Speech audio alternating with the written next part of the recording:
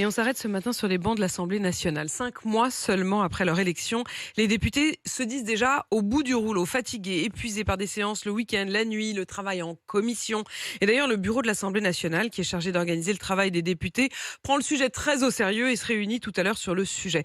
Pour la députée RN du Var, Laure Lavalette, il était temps. Je suis députée du Sud, donc globalement j'ai quand même 5 heures porte à porte de trajet, donc ce qui n'est pas rien parce que quand on termine un soir à minuit, je ne peux prendre le train que le lendemain et arriver en début d'après-midi en circonscription. Et puis il y a la vie familiale. Pour l'instant, elle est un peu secouée, elle est un peu remuée. Je passe mon temps à dire à mes enfants que je vais les rappeler, et globalement je ne les rappelle pas.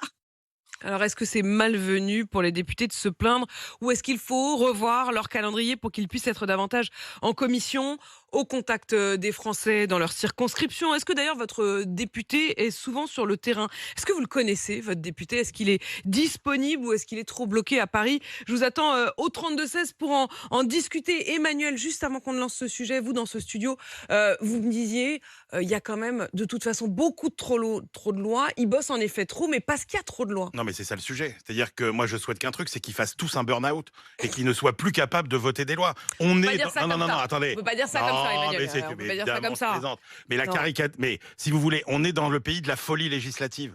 Mm. C'est-à-dire qu'on vote beaucoup plus de lois qu'ailleurs.